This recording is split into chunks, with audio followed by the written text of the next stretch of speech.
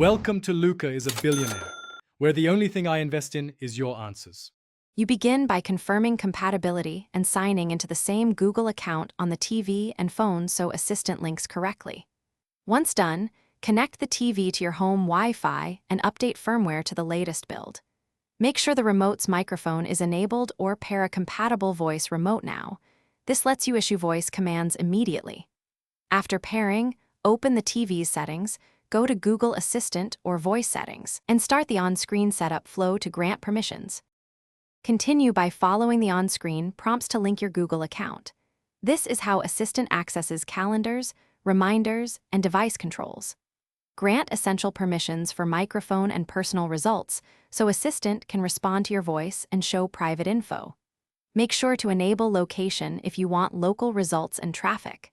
Then customize voice match so the TV recognizes you, and choose default services for music and streaming. This ensures Assistant replies with the right account. Now practice with practical commands.